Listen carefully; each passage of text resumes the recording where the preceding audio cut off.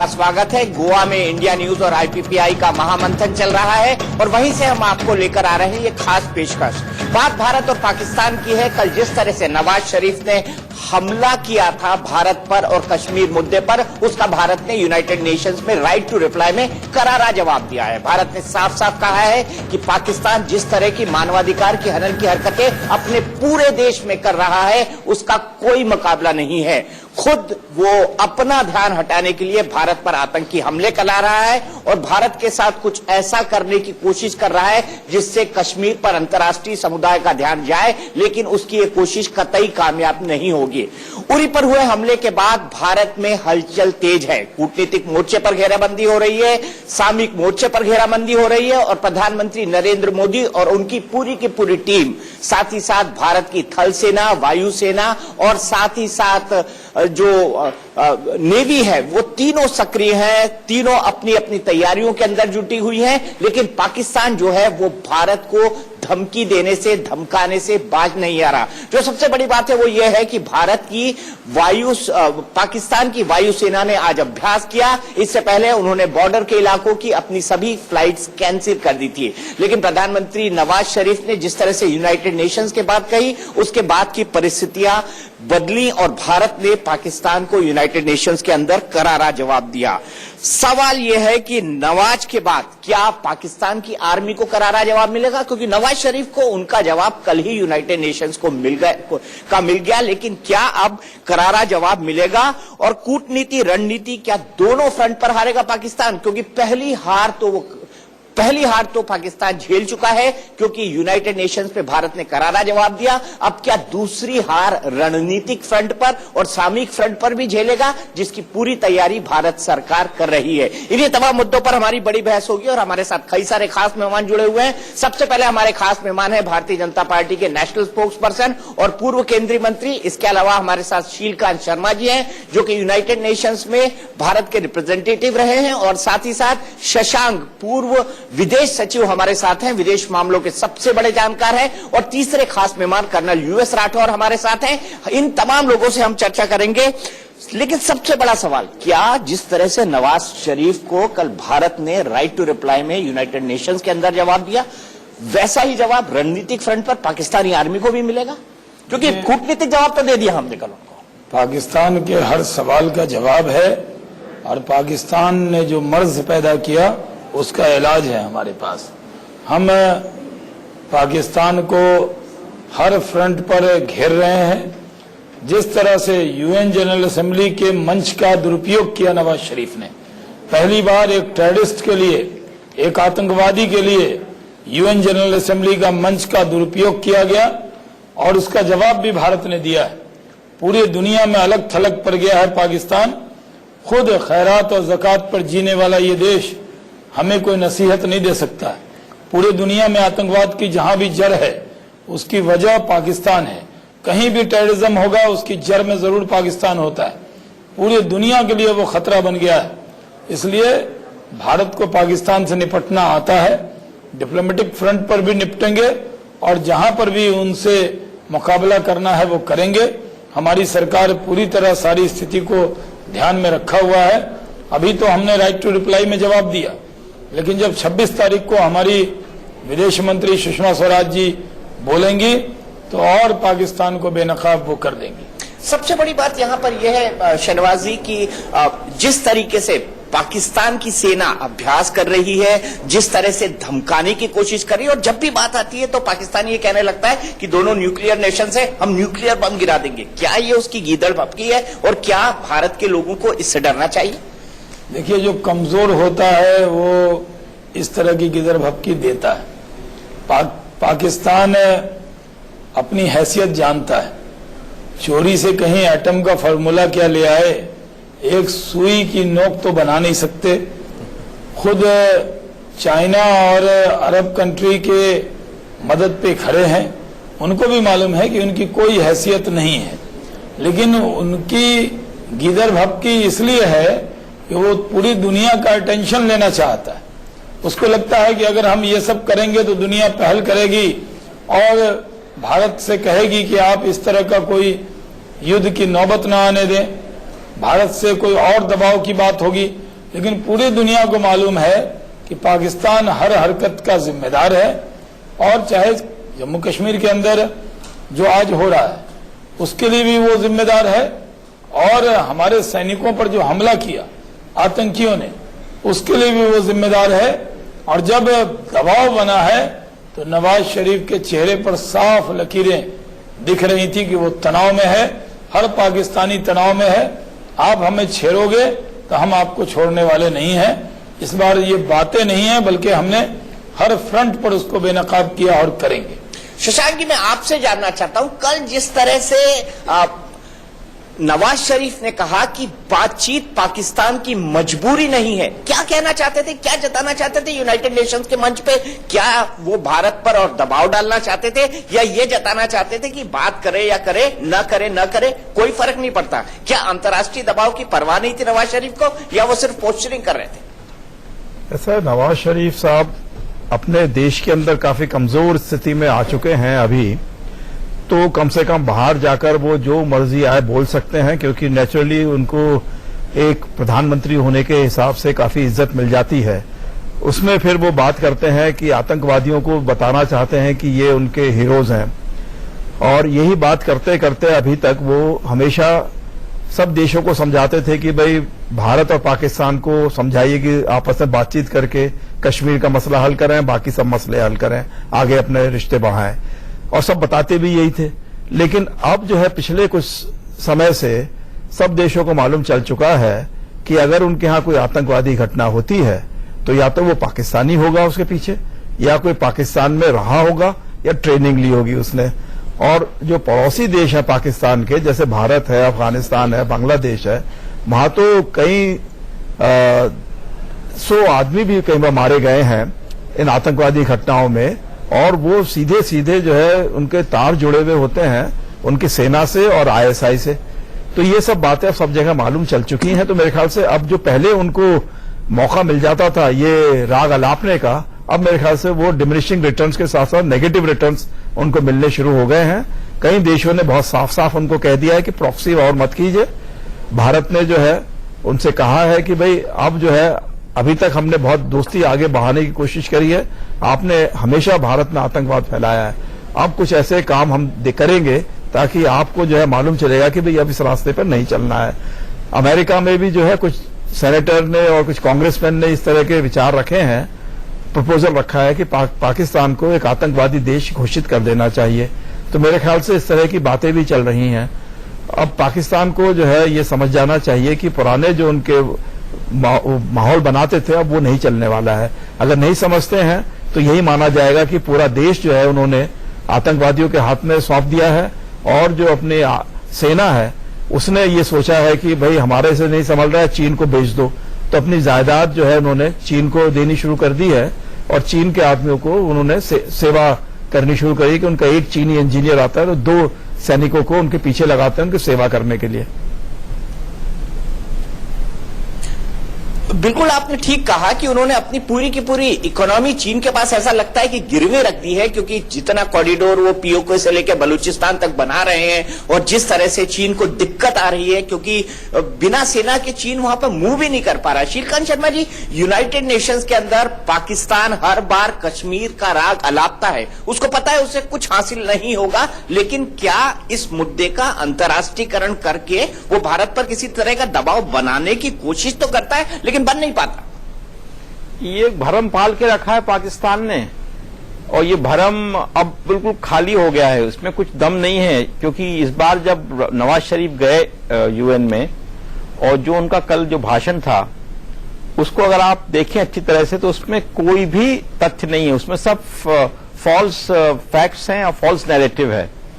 वो झूठ का पुलिंदा है, अगर ये कहा जाए तो गलत नहीं होगा। बिल्कुल झूठ का पुलिंदा है, और पाकिस्तान की ये फितरत रही है कि ये बड़ी सफाई से झूठ बोलता है और सोचता है सामने वाला मान रहा है, दुनिया मान रही है। पर ये दुनिया को जो धूल झोंकते रहे हैं पाकिस्तानी है वो खुल गया, बिल्कुल इसका सारा कल ही खुल चुकी है। तो और भारत ने जो कल जवाब दिया, आज उसका जवाब जो दिया है वो संक्षिप्त है लेकिन बड़ा सारगर्भित है, और खुले शब्दों में भारत ने कह दिया है कि ये खुद दुनिया भर में टेररिज्म फैला रहे हैं और ह्यूमन राइट्स की बात करते हैं। अब देखिए साउथ एशिया में भी जो जघन्य टेररिस्ट हैं, जो हत्यारे हैं, उनको ये सपोर्ट करते हैं। बुरहान वानी को कहते हैं फ्रीडम फाइटर है। वहां बांग्लादेश में वो उनके जुडिशियल प्रोसेस में जिनको वो एग्जीक्यूट कर रहे हैं, उसके लिए इनकी संसद, पाकिस्तान की नेशनल असेंबली में प्रस्ताव पारित होता है। तो आप बताइए कि ये पाकिस्तान देश जो है ये किन किन को संरक्षण देता रहा है। मतलब आज की बात नहीं है, 1971 के पास चले जाइए तब भी इनका यही हाल था और आगे भी यही हाल रहने वाला है। जिस तरह की जो हिमाकत भरी जो दम्भ भरा जो स्टेटमेंट देते हैं कि दुनिया को कहते हैं आप डरिए, आपको पैरल आएगा। तो पैरल कैसे आएगा? हिंदुस्तान तो कहता है कि हम कभी फर्स्ट यूज नहीं करेंगे न्यूक्लियर वेपन्स का, और आप पाकिस्तान अगर खुद अपने आप को रिस्पॉन्सिबल पावर कहते हैं तो दुनिया को पैरल कैसे आएगा फिर? इसका मतलब यह है कि आपकी बात में कॉन्ट्रडिक्शन है, कुछ कहते हैं और मतलब कुछ और है। और दूसरा यह कि भारत के साथ बातचीत करना चाहते हैं बिना शर्तों के। तो जैसा कि हमारे प्रवक्ता ने कहा, वो बहुत सही बात कही कि भारत ने कोई शर्त नहीं रखी, सिर्फ यही कहा है कि आप टेररिज्म बंद कीजिए। तो ये भी अनएक्सेप्टेबल है। तो अगर टेररिज्म बंद करना आपको एक्सेप्टेबल नहीं है तो फिर आप दुहाई वहां टेररिज्म की क्यों दे रहे हैं? और ये आज की बात नहीं है। 2004 में जब भारत ने पाकिस्तान के साथ बातचीत शुरू की थी, वो इसी बिना पे की थी कि पाकिस्तान ने कहा था कि पाकिस्तान की धरती का कभी भी टेररिज्म के लिए उपयोग नहीं होगा। और ये मुशर्रफ साहब ने ये वादा किया था वाजपेयी जी को। तब कहीं सार्क की मीटिंग हुई थी और उसके बाद के 3-4 सालों में बातचीत आगे बढ़ी। फिर 2008 में फिर उन्होंने ये गड़बड़ की और तब से फिर झूले झुला रहे हैं। बिल्कुल ठीक, बिल्कुल ठीक। तो ये दुनिया में ठीक। शहनवाज जी, अब मुझे आप ये बताइए कि ये पाकिस्तान जंग का माहौल क्यों बना रहा है? क्यों ये कर रहा है कि एयरफोर्स से अपनी प्रैक्टिस करा दी, आर्मी से परेड करा दी? ये जंग का माहौल क्यों बना रहा है? क्या जताना चाहता है? देखिए, खोखला है ढोल की तरह, ज्यादा बज रहा है, अंदर में कुछ नहीं, उसकी कोई हैसियत नहीं है। वो चंद घंटे भी हमारे सामने टिकने की हैसियत नहीं रखता है। लेकिन वो जंग का माहौल इसलिए बनाना चाहता है कि पूरी दुनिया इंटरफेयर करे, पूरी दुनिया को लगे कि ये 2 एटम मुल्क है। पाकिस्तानी से बातचीत कीजिए, उनका तकिया कलाम हो गया है, वी आर एटम मुल्क। मतलब वो हरदम कहेंगे हम एटम कंट्री। अरे आप एटम कंट्री हैं तो आप हमसे बराबरी कहां से कर लेंगे? तो वो पूरे दुनिया में माहौल बना रहा है कि आइए हमें बीच में दखल दीजिए। पूरी दुनिया कह रही है कि हमें दखल देने की जरूरत नहीं है, आपको भारत से अपने द्विपक्षीय मामले को खुद ही हल करना होगा, क्योंकि आप टेररिज्म को बंद कीजिए। हिंदुस्तान और पाकिस्तान के बीच में कोई मामला ही नहीं है। मामला है तो बीच में टेररिज्म है। पाकिस्तान टेररिज्म से तौबा कर ले, हमारे रिश्ते अच्छे हैं। ये ख्वाब वो छोड़ ये शर्त भी एक्सेप्ट नहीं है। वो तो ये कह रहे हैं कि कोई शर्त लगाइए मत, खाली बातचीत करिए। नहीं, बातचीत किस लिए करें उनसे?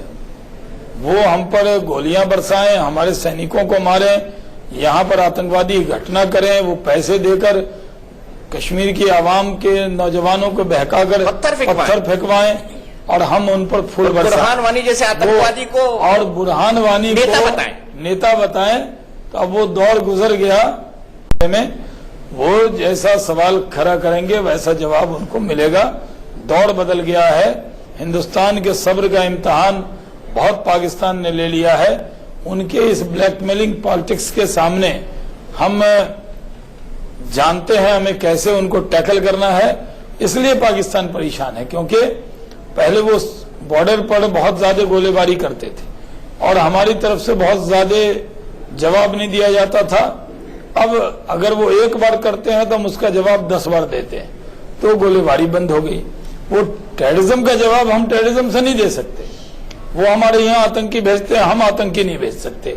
हम ये कहते हैं कि हम अपने मुल्क की हिफाजत हमारा फर्ज है, हमारी जिम्मेदारी है, और किसी मुल्क से रिश्ते अपने मुल्क की जान कुर्बान करके हम नहीं कर सकते। इसलिए नवाज शरीफ हो या वहां के राहिल शरीफ हो, इनमें कोई शराफत नहीं है। पाकिस्तान बदमाशी पर आमादा है, उतारू है, और उसको जिस भाषा में जवाब देना है, भारत यूएन से लेकर बॉर्डर तक वो जवाब उनको दे रहा है और उनको जवाब मिल रहा है।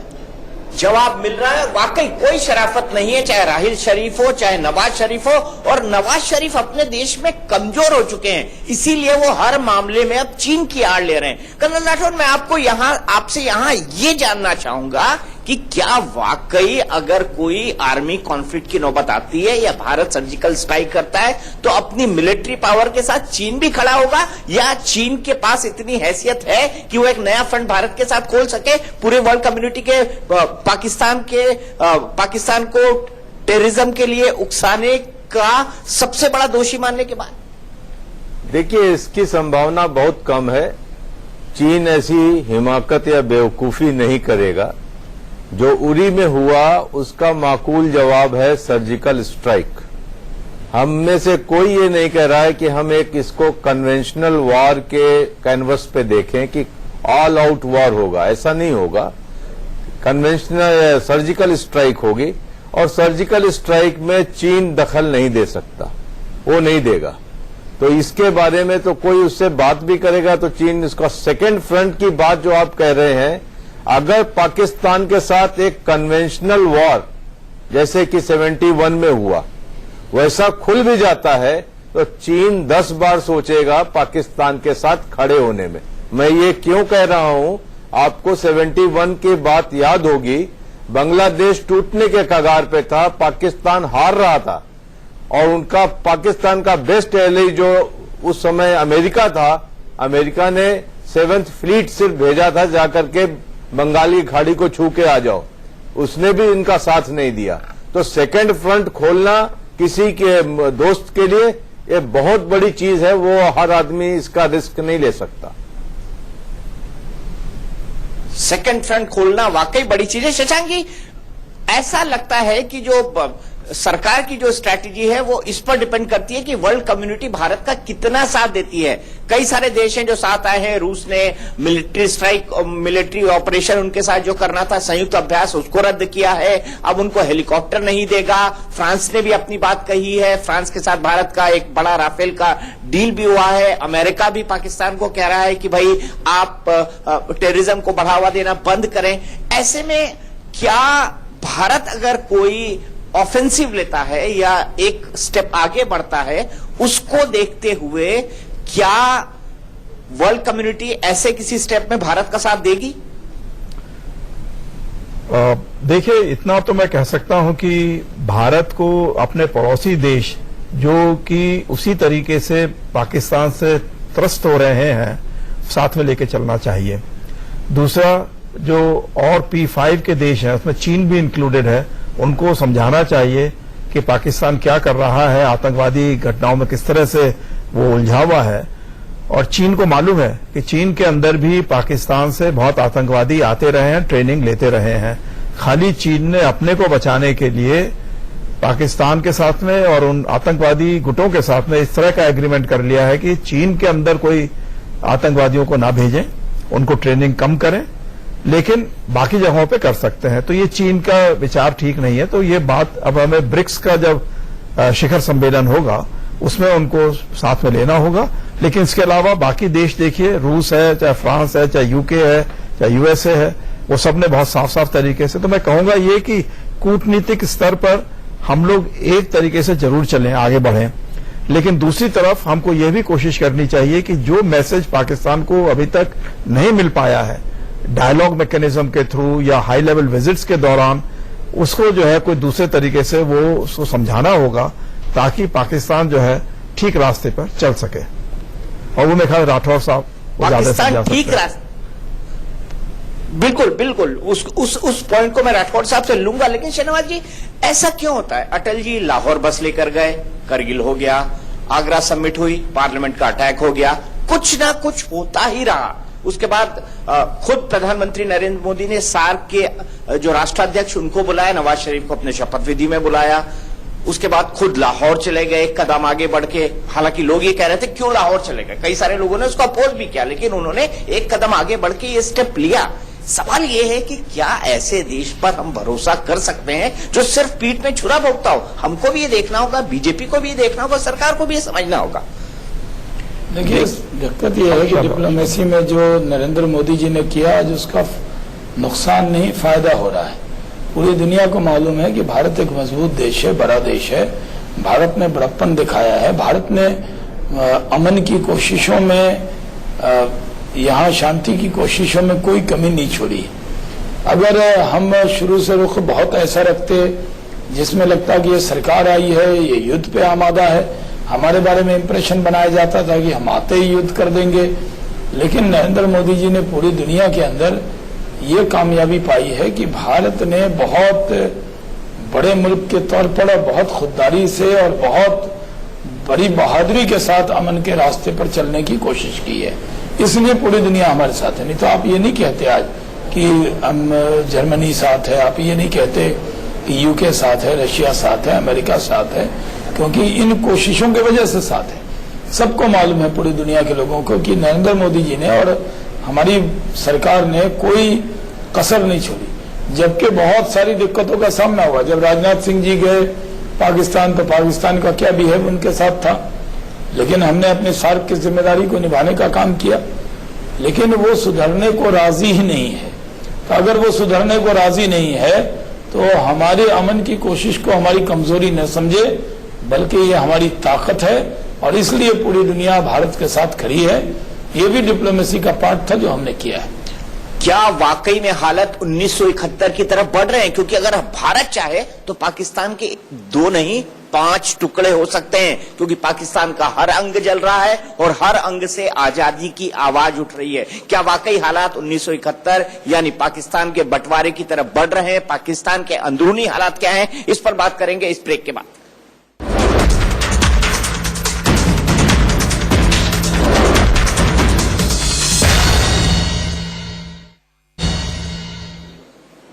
क्या नवाज शरीफ के बाद पाकिस्तान आर्मी को भी मिलेगा भारत का करारा जवाब? और कूटनीति रणनीति क्या दोनों फ्रंट पर हारेगा पाकिस्तान? जी हां, हम भरोसे के साथ कह सकते हैं दोनों फ्रंट पर हारेगा पाकिस्तान, क्योंकि जो घेराबंदी की है दोनों स्तर पर घेराबंदी है, कूटनीतिक और रणनीतिक दोनों स्तर पर। देखिए, कोई ऐसी नीति नहीं है जिसपे हमने उनको घेरा नहीं है।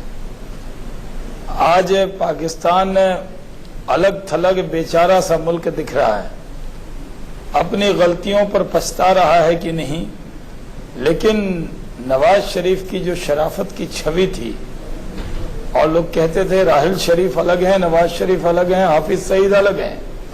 अब पता लग गया कि राहिल शरीफ हो या हाफिज सईद हो या नवाज शरीफ हो, इन तीनों में शराफत नहीं है। इनसे शराफत की उम्मीद करनी बेजा है और उनको हर मोर्चे पर, क्योंकि जो भाषा हाफिज सईद की थी वही भाषा यूएन जनरल असेंबली में नवाज शरीफ की थी। तो अब ये साफ हो गया है, कोई दुनिया में हमें ये नहीं कहेगा कि आपने कोशिश नहीं की। कोई दुनिया का मुल्क ये नहीं कहेगा कि भारत ने पाकिस्तान से रिश्ते के लिए कोई पहल नहीं की। हमने सारी पहल की। हमने कई अपने राजनीतिक विरोधियों की आलोचनाओं को भी सहा, लेकिन जो कूटनीति समझते हैं, जो राजनीति समझ, पाकिस्तान से रिश्ते के लिए कोई पहल नहीं की। हमने सारी पहल की। हमने कई अपने राजनीतिक विरोधियों की आलोचनाओं को भी सहा, लेकिन जो कूटनीति समझते हैं, जो राजनीति समझते हैं, जो डिप्लोमेसी समझते हैं, उनको मालूम है कि भारत ने वो कदम बहुत मजबूत उठाया और आज हम पाकिस्तान को उस मुकाम पे ले आए हैं कि दुनिया में अगर चाइना के भरोसे वो कूद रहा है तो उसे मालूम होना चाहिए कि किसी के भरोसे कूदने से कुछ होने वाला नहीं है। भारत सक्षम है पाकिस्तान को जवाब देने के लिए, और पाकिस्तान रहेगा नहीं। एक बार ही तो लड़े हैं ठीक से हमसे वो। हमने उनके लाखों सैनिक का समर्पण करवाया था और आधा हो गया था पाकिस्तान, और इस बार हमसे अगर वो लड़ने की कोशिश करेंगे तो पता लगा बॉर्डर पर उनकी सेना लड़ रही है और पीछे एक मुल्क बलूचिस्तान आजाद हो गया, एक सिंध आजाद हो गया, तो उनके एक नहीं 5 टुकड़े होने वाले हैं। पाकिस्तान सिर्फ भारत का डर दिखाकर कई लोगों को रोके हुआ है, और जितना मानव अधिकार का हनन उसने किया उतना आज तक किसी ने किया है क्या? एयरफोर्स ने बलूचिस्तान में जाकर कार्रवाई की है अपने नागरिक पर। दुनिया का पहला देश है जिसकी एयरफोर्स अपने ही नागरिक को ऊपर बम बरसा रही हो। तो पूरे दुनिया के सामने वो कश्मीर का राग इसलिए अलापता है कि वो अपनी जुल्म ज्यादतियों को छिपा सके। अब वो छिपेगा नहीं। हम लोग बलूचिस्तान का मुद्दा उठा रहे हैं, पूरी दुनिया में उठेगा, और बलूचिस्तान के लोग पूरी दुनिया में पाकिस्तान से आजादी की मांग कर रहे हैं और उसमें वो जरूर सफल होंगे। तो आपने देखा कि किस तरह की अब कड़ी भाषा का इस्तेमाल हो रहा है। शहनवाज जी बहुत बहुत शुक्रिया, आपको जाना है। बहस को हम कर्नल राठौर साहब के साथ आगे बढ़ाते हैं। कर्नल साहब, मैं आपको ये जानना चाहता हूं, सिर्फ पाकिस्तान के बल पे उछल रहा है क्योंकि और कोई सपोर्ट है नहीं, या आपको लगता है कि ढक्का छुपा सपोर्ट अमेरिका भी दे देता है उसको क्योंकि अमेरिका को उसकी बेसिस को इस्तेमाल करना है? क्या हम अमेरिका पर आंख मूंद के भरोसा कर सकते हैं इस वक्त? देखिए, जो हमारे दिल में और दिमाग में अभी चल रहा है सर्जिकल स्ट्राइक, अगर पाकिस्तान उरी हमले के लिए सर्जिकल स्ट्राइक डिजर्व करता है, उस सर्जिकल स्ट्राइक बहुत ही लिमिटेड ऑपरेशन है, पूरी दुनिया में घूम के सपोर्ट लेने की आवश्यकता नहीं है। लेकिन अगर हमारे दिमाग में कोई बड़ा कन्वेंशनल वॉर का प्लान है, वो 1-2 महीने में निरूपित नहीं होगा। उसके लिए कम से कम, आपने अगर 71 का देखा है तो एक कम से कम उसके लिए 6 से 7 महीने चाहिए, वो होगा। अभी आती है बात कि पाकिस्तान को हमेशा बाहर से सपोर्ट मिलता रहा है, लकी है इस मामले में। 9/11 हुआ, अफगानिस्तान में अमेरिका आ गए। अब अमेरिका को पता था कि पाकिस्तान के बगैर वहां पर वो रुक नहीं सकते क्योंकि सारी सप्लाईज जो थी पाकिस्तान के थ्रू आती थी। हमेशा पाकिस्तान ने एक हाथ से इंडिया को पुचकारा, दूसरे हाथ से पाकिस्तान को पुचकारा, कभी होल हार्टेड सपोर्ट नहीं दिया। अब जबकि अमेरिका अफगानिस्तान से निकल रहा है और उसने अपनी सारी ट्रूप्स को स्केल डाउन कर दिया है, तो वो थोड़ी सी बात अलग है। लेकिन आज भी खुलकर समर्थन नहीं देते। ओबामा साहब जाने वाले हैं और उन्होंने भी आपस में मिलकर बैठ के बात कर लो, एक अजीब सा, मतलब न्यूट्रल सा उन्होंने स्टांस अपनाया हुआ है, भगवान जाने क्यों। लेकिन आज की तारीख में अगर पाकिस्तान सोचता है कि उसको वेस्टर्न मुल्कों का समर्थन मिलेगा या अमेरिका का समर्थन मिलेगा, वैसा नहीं है। आज पाकिस्तान सिर्फ चीन की तरफ देख सकता है। वो एक हालत में पाकिस्तान पहुंच गया है, आइसोलेशन उसका कंप्लीट हो चुका है। अगर अफगानिस्तान का हालत ऐसे ही चलता रहा तो अमेरिका अभी अफगानिस्तान से ऊब गया है, वहां से वो डिसएंगेज करना चाहता है। तो पाकिस्तान के अंदर उसको इन्वेस्टमेंट करने की कोई जरूरत नहीं। तो अभी पाकिस्तान को ये चीज समझनी चाहिए, साउथ एशिया में वो आइसोलेट है, बाहर के मुल्कों में आइसोलेट है। ये एक्चुअली पाकिस्तान के लिए बड़ा बुरा वक्त है, डिप्लोमेटिकली, स्ट्रेटेजिकली, हर तरीके से। और इस बात को पाकिस्तान के लीडर और वहां के मिलिट्री लीडर रेकलेसनेस की वजह से समझ नहीं पा रहे हैं। तो ये अगर चीज निरूपित हुई असलियत में तो पाकिस्तान के लिए भारी पड़ने वाला है। वाकई पाकिस्तान के लिए भारी पड़ने वाला है। लेकिन शशांक जी, डिप्लोमेसी में कहते हैं कि कॉमा और फुल स्टॉप का भी महत्व होता है। जिस तरह का स्टेटमेंट नवाज शरीफ से मुलाकात, पाकिस्तान के लोगों से मुलाकात के बाद अमेरिकी विदेश मंत्री का आया, तो उसमें ऐसा लग रहा था एक लाइन वो भारत की कर रहा है, दूसरी लाइन पाकिस्तान की कर रहा है। क्या ऐसे में अमेरिका पर खुलकर भरोसा किया जाता है कि वो न्यूट्रली हमको सपोर्ट करेगा या हमारे पक्ष में खड़ा होगा? देखिए, एक तो वाइडर रिलेशनशिप जो अमेरिका की है सुपर पावर के तरीके से, वो हर क्षेत्र में अपना दबदबा बना के रखना चाहते हैं, हर देश के साथ में कुछ ना कुछ तो ताल्लुकात रखना चाहते हैं। आपने पहले कहा था कि पाकिस्तान में अभी भी कुछ बेसेस हैं जो अमेरिका के हैं, चाहे इस्तेमाल नहीं कर रहे हों, तो इसलिए अमेरिका जो है पूरे तरीके से पाकिस्तान के साथ में अपने संबंध तोड़ नहीं सकता है। लेकिन वो बात नहीं है। अब जैसे सन 71 की बात आई थी, सन 71 में तो निक्सन साहब ने पाकिस्तान को बहुत एनकरेज किया अपने लोगों को मारने के लिए। कितने लोगों को मारा उसमें ईस्ट पाकिस्तान में, जो बांग्लादेश बना बाद में। मेरे ख्याल से इससे जो आप वो कर रहे हैं बलूचिस्तान में या गिलगित में, बाल्टिस्तान में, उससे कहीं ज्यादा मारा। इधर पख्तूनख्वा में भी मार रहे हैं वो लोग। तो ये मैं कहूंगा कि अमेरिका ने उस समय उनकी मदद करी और अब नहीं कर रहा है, तो वो नहीं मिले, मदद मिलेगी। पहली बार अमेरिका ने चीन को भी कुछ कहा कि अच्छा थोड़ा सा भारत को जरा वो तंग करो, अब वो नहीं करेगा। तो मेरे ख्याल से चीन ने भी अपना ऐसा बना लिया है कि चीन के उस समय ईस्ट पाकिस्तान यानी बांग्लादेश के साथ में संबंध पूरे बिगाड़ना नहीं चाहता था। और अब जब बांग्लादेश कह रहा है ओपनली, अफगानिस्तान कह रहा है ओपनली, जहां पे भी चीन ने भी बड़ा इन्वेस्टमेंट कर रखा है, भारत कह रहा है, तो मतलब चीन पूरे दक्षिण एशिया से अपने को बिल्कुल बंद करके खाली नॉर्थ कोरिया एक तरफ और पाकिस्तान दूसरी तरफ इसी तरह से रहना चाहता है, तो मुझे लगता नहीं है, क्योंकि साउथ चाइना सी में हमने देखा है कि बाकी एशियन मुल्क भी चीन से थोड़ा सा इसमें बच के ही रह रहे हैं। तो मेरे ख्याल से अमेरिका के ऊपर चाहे हम पूरे 100% रिलाई ना करें, लेकिन मेरे ये समझता हूं कि जो कूटनीतिक दृष्टि से भारत कम से कम इस स्थिति में है कि हमको अपने पड़ोसी देशों का ज्यादा समर्थन मिलेगा और अमेरिका और बाकी जो बड़े देश हैं दूर के, उनसे भी ऐसा समर्थन मिलेगा कि जो हम पाकिस्तान को बता सकते हैं कि भी किस रास्ते पे उनको चलना चाहिए। और सऊदी अरेबिया को देखिए, सऊदी अरेबिया ने अपने मध्य पूर्व में भी उन्होंने कोशिश करी कि पाकिस्तान के साथ में आगे बढ़ के अपना वो दबदबा बनाए, पाकिस्तान वहां से बच गया, हट के निकल आया। तो ये सब चीजें जो है मेरे ख्याल से इस्लामिक देशों के अंदर भी पाकिस्तान के विरोध में काफी फीलिंग्स आ चुकी हैं। तो ये मान के पाकिस्तान को चलना कि कहीं ना कहीं उसको फायदा मिल जाएगा, ये गलत बात होगी। और मेरे ख्याल से अब उनको समझ जाना चाहिए, भारत समझाने की कोशिश कर रहा है, अभी तक भी समझाने की कोशिश करी थी प्यार से, आगे बातें बढ़ाकर। अब थोड़ा सा जो उनको साफ साफ बातें करके समझाने की कोशिश कर रहा है। उम्मीद अभी भी है कि भारत को, लेकिन उम्मीद अगर पूरी तरीके से नहीं होती है सफल, तो थोड़ा बहुत जो है उनको जो कष्ट देना चाहिए वो देना भी जरूरी हो जाता है, चाहे इकोनॉमिक सैंक्शंस हो, चाहे जो हमारे बायलैटरल एग्रीमेंट्स हैं उसमें कुछ रुकावट हो, या किसी तरीके से और जैसे अभी कोवर्ट या ओवर्ट टाइप की बातें करी गई हैं वो करा जाए। लेकिन भारत ये सोच समझ के करेगा कि काउंटर वेलिंग एक्शन है, ऐसा नहीं है कि एस्केलेशन है। तो ये अभी फिलहाल बात इस तरीके से मेरे ख्याल से सोची जा रही है। शीलकांत शर्मा जी, क्या आपको लगता है कि हम 1971 की तरफ बढ़ रहे हैं और पाकिस्तान भी उसी तरफ बढ़ रहा है, क्योंकि वो अपनी हरकतों से बाज नहीं आ रहा?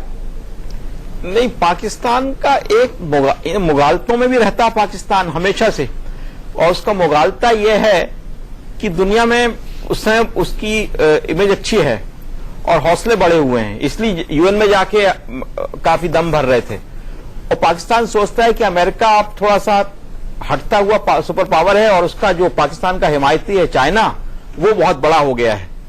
तो पाकिस्तान सोचता है कि चाइना के सपोर्ट से और चाइना की तरफ से जो भी स्टेटमेंट आए हैं उनमें जो कुछ चाइना ने कहा है वो चाइना हमेशा मेजर्ड होता है, लेकिन पाकिस्तान उनको और बड़े रूप में समझता है।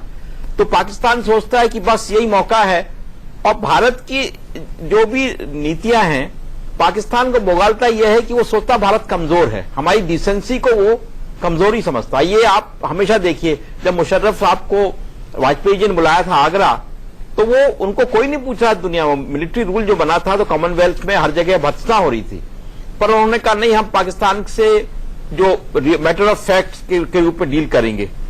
पर वो इस तरह से स्वैगर के साथ आए थे और उनके साथ जो डेलीगेशन आया था वो इस रौब में आए थे कि हिंदुस्तान तो अब बिल्कुल हमारे से बात करने को तैयार है क्योंकि डर रहा है हिंदुस्तान, जबकि ऐसा कुछ नहीं था। उसके बाद जब 9/11 हुआ और अमेरिकन ने उनको जब घुड़की दी तो फिर वहां अमेरिकन के साथ लग गए, और 9/11 के बाद जब उन्होंने पार्लियामेंट पे अटैक किया तो फिर ये सोचते थे कि हिंदुस्तान तो कुछ नहीं कर पाएगा, हम कर लेते हैं। फिर जब पराक्रम ऑपरेशन हुआ तब ये घबराए, तब फिर अमेरिका के पीछे लगे। तो कॉलिन पावेल यहां आए और उन्होंने कहा कि भाई मत कीजिए, और फिर उसके बाद भी इनका मुगालता इतना था, कालचक में जो उन्होंने किया था वो बड़ा प्रोवोकेशन था। और ये तो हमारी सरकार की एक, समझ लीजिए कि एक रेस्ट्रेंट था और एक मैच्योरिटी थी कि हमने चीजों को संभाल के रखा। पर तो ये पाकिस्तान का एक मिसएडवेंचर की तरफ जो बेंट है वो हमेशा है, तो इसलिए भारत को सतर्क रहना चाहिए। और इस समय तो बहुत मुस्तैद रहना चाहिए। अगर जरा सा, जिसको कहते हैं अगर आप बॉक्सिंग खेल रहे हैं तो वो your eyes have to be completely on the other side, कि वो जरा सा वो कुछ करे तो you have to strike, because अगर आप ये सोचें कि वो रुक जाएं, तो इस समय पाकिस्तान की जो हालत है वो मिसएडवेंचर का प्रोन है। ये जो एक्सरसाइज कर रहा है 2 दिन से, सड़कों पे हवाई जहाज उतार रहा है और एयर जोन फ्री कर दिया है, ये सब बता रहा है, बौखलाहट का भी एक परिचायक है और साथ ही साथ उनके मिसएडवेंचर की प्रोननेस का ही परिचायक है। और भारत को इसलिए थोड़ा सा सतर्क रहना चाहिए। भारत को सतर्क रहना चाहिए, कितना सतर्क रहना चाहिए? और समझ में नहीं आता कि अगर पाकिस्तान वाकई आतंक का इतना बड़ा जनक है तो पूरी दुनिया को उसको आतंकवादी देश घोषित करने में दिक्कत क्या है? कर्नल राठौर से ये बात जानेंगे ब्रेक के बाद, और ये भी जानेंगे कि अगर पाकिस्तान के टुकड़े होंगे तो कितने होंगे, 2 या 5? ब्रेक के बाद।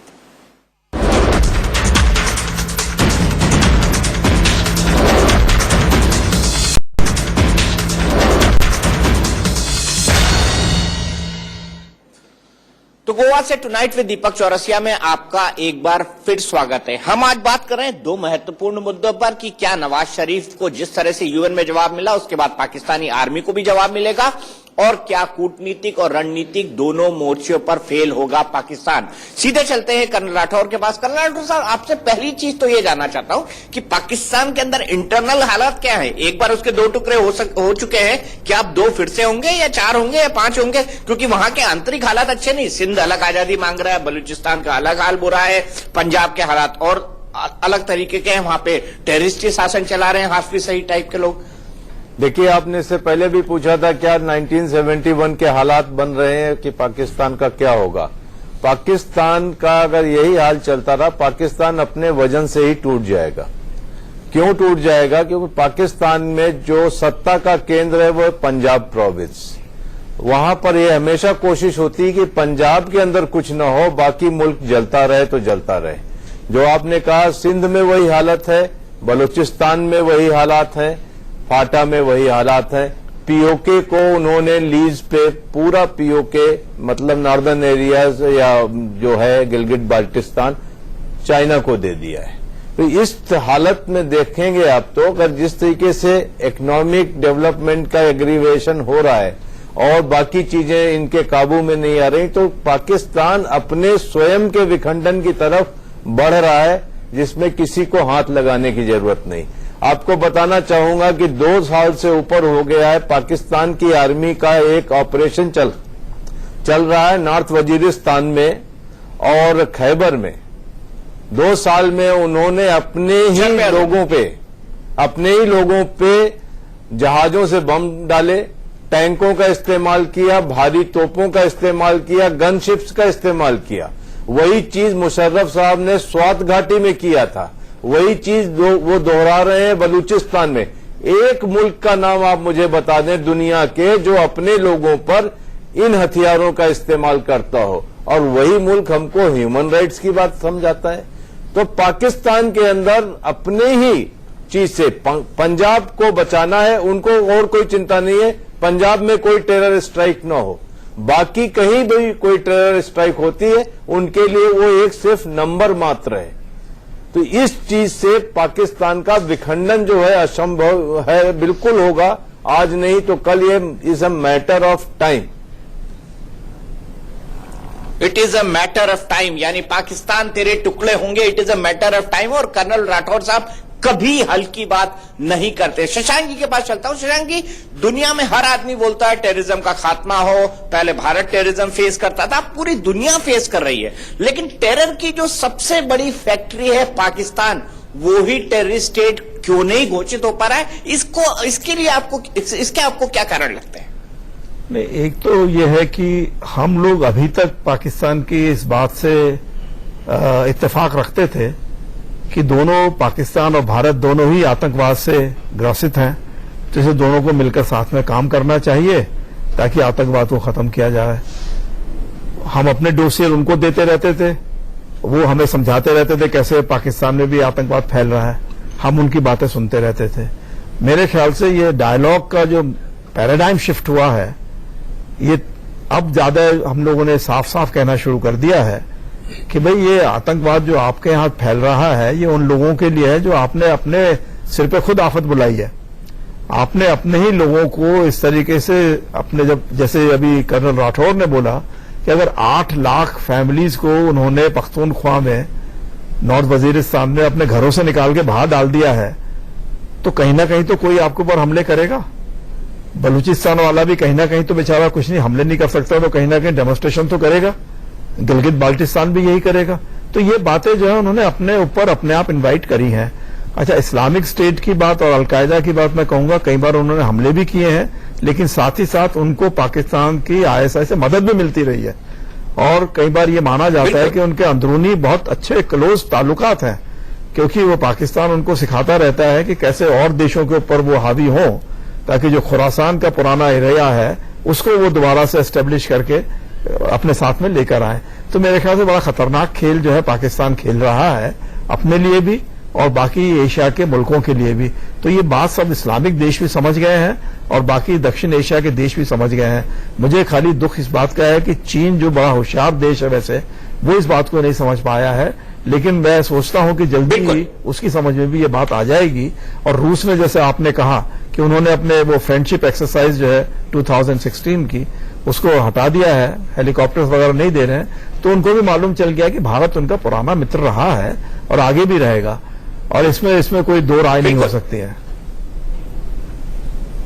बिल्कुल, इसमें कोई दो राय नहीं हो सकती। और वाकई अगर पाकिस्तान की हम बात करें तो पाकिस्तान कभी भी शरीफ नहीं रहा है। भारत की पीठ में उसने हमेशा छुरा घोंपा है और भारत ने हमेशा आगे बढ़कर पाकिस्तान से बातचीत की कोशिश की है। लेकिन अब देश का जो माहौल है उसके बाद ऐसा लगता है कि अब शायद पाकिस्तान को मौका नहीं देना चाहिए। सारी निगाहें सरकार पे है, कोई किसी पर दबाव नहीं बना रहा, लेकिन सरकार को भी जनता के इन सेंटीमेंट्स को समझना होगा और सरकार इन सेंटीमेंट्स को समझ रही है। टुनाइट विद दीपक चौरसिया में गोवा से आज इतना ही।